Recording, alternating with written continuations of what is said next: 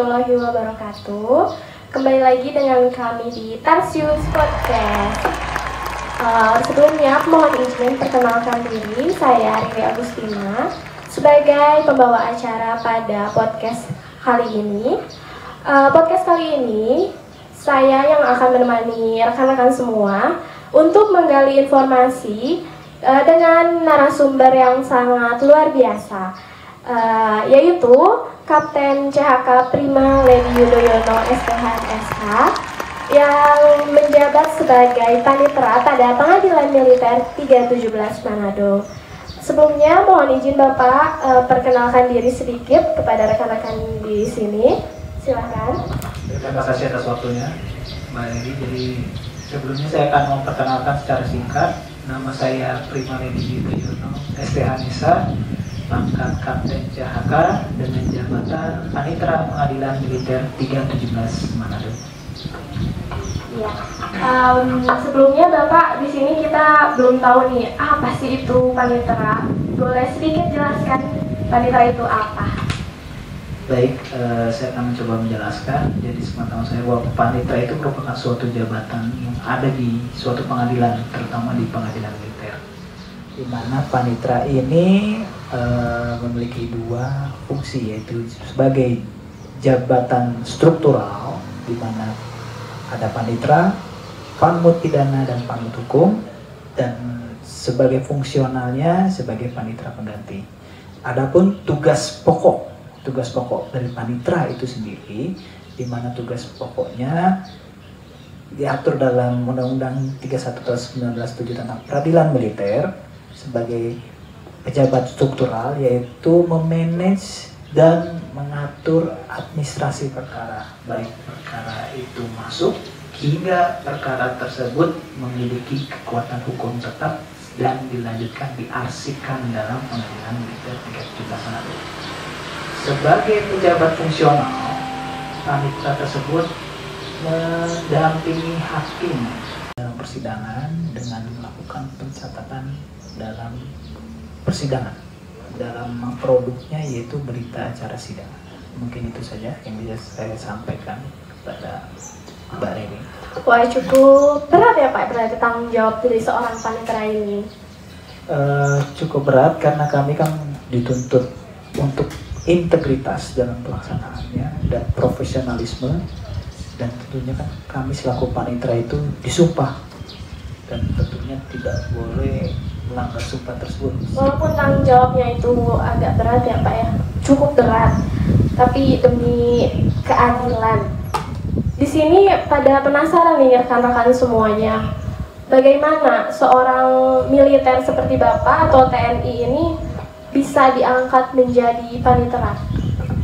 Baik, memang saya seorang militer, tentunya kan ada di dalam Undang-Undang 31 tahun 1967, terutama di dalam pasal 29, di mana seorang militer dapat diangkat menjadi Panitera dan diberhentikan, di mana wewenang dari Panglima TNI. Nanti akan dituangkan dalam surat keputusan Panglima TNI, yang nantinya surat keputusan Panglima TNI itu akan dilanjutkan ke Mahkamah Agung, yang nanti akan keluar skep Panitera dalam pelaksanaannya. Entah nanti di tingkat pertama ataupun tingkat ganti, bisa juga sebagai Panitera itu sendiri, Panmut Pidana atau Panmut Hukum, ataupun Panitera pengganti. Begitu Pak.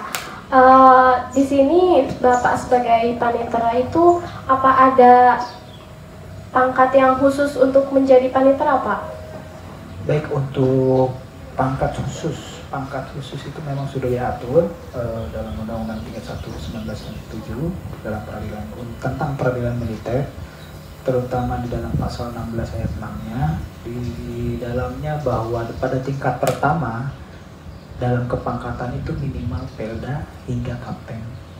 Lalu di tingkat banding, dalam hal ini pengadilan militer tinggi, minimal itu pangkat kapten hingga mayor. Dan tingkat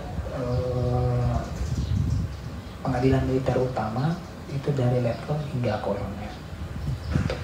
Panitera pengganti.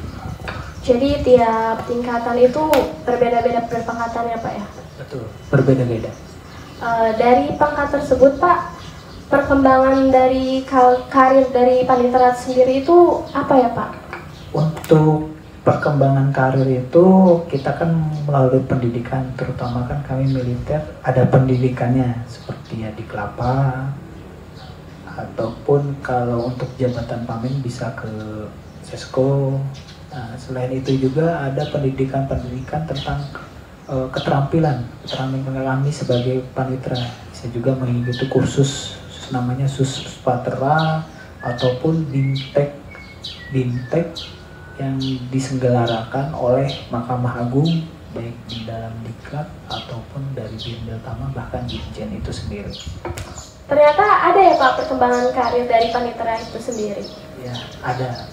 Jadi memang mohon maaf juga sebelumnya saya juga lupa menyampaikan bahwa untuk menjadi panitera itu ada tahapannya. Pertama orang itu harus menjabat sebagai panitera pengganti terlebih dahulu, baru nanti bisa menjabat panitera muda hukum atau panitera muda pidana, hingga barulah menjabat sebagai panitera. Begitu. Dari Bapak menduduki sebagai panitera ini, perjalanan yang sudah Bapak lalui sampai di titik ini itu apa sih Pak? Jadi untuk perjalanan saya di pengadilan militer itu, awal mulanya saya masuk pengadilan militer itu sejak akhir 2018, tepatnya di bulan November, di mana dalam pengadilan militer ini saya sudah hampir 4 tahun, cukup lama juga, dengan 3 kali mutasi, di mana penempatan pertamanya saya berada di pengadilan militer Jakarta dengan jabatan panitera pengganti. Lalu tahun 2020 saya pindah ke pengadilan militer Jayapura dengan jabatan panitera muda hukum. Tahun 2021 bulan November itu saya pindah lagi ke pengadilan militer Surabaya dengan jabatan panitera muda pidana, dan akhirnya pada bulan September tahun 2022 saya pindah lagi sebagai panitera pengadilan militer 317 Manado. Cukup panjang perjalanan dari Bapak panitera ini ya rekan-rekan. Sangat panjang. Untuk suka ataupun dukanya ada nggak sih Pak dari perjalanan ini? Untuk suka dukanya itu pasti ada Mbak. Sukanya itu saya bisa berkenalan dengan berbagai macam orang dan menjalin komunikasi dengan mereka dan menambah keakraban lah, teman-teman baru. Kalaupun dukanya pasti ada, tapi kembali lagi bahwa saya adalah seorang militer yang siap untuk ditempatkan di mana saja. Kalau duka paling ya jauh dari keluarga, karena kebetulan keluarga saya ada di Medan, jadi tidak masalah juga. Medan dan Bandung untuk orang tua saya. Jadi sudah tugas negara Mbak, jadi siap di mana saja. Wow, lebih banyak sukanya ya Pak dibandingkan dukanya. Harus banyak sukanya.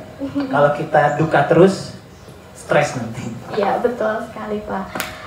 Pertanyaan yang selanjutnya itu ya pertanyaan yang sangat penting, itu bagi rekan-rekan yang penasaran nih.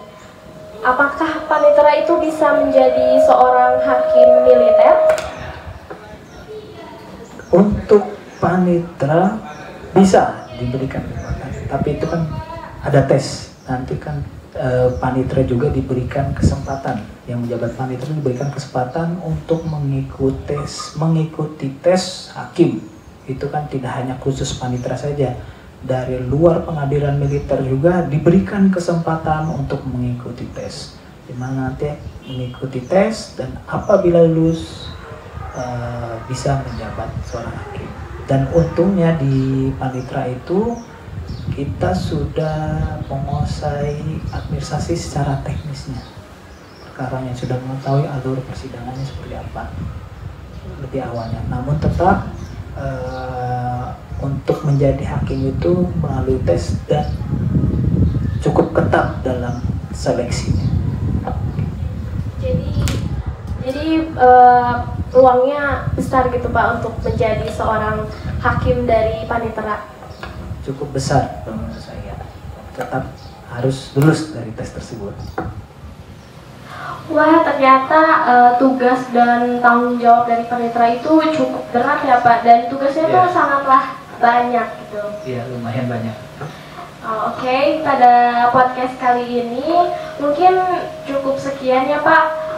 Sebenarnya ada beberapa pertanyaan lagi, tapi karena Bapak mau sidang juga dan waktunya terbatas juga, terima kasih kepada Bapak yang sudah menyempatkan waktunya dalam berbincang podcast kali ini. Sama-sama Mbak. Sampai jumpa di lain waktu.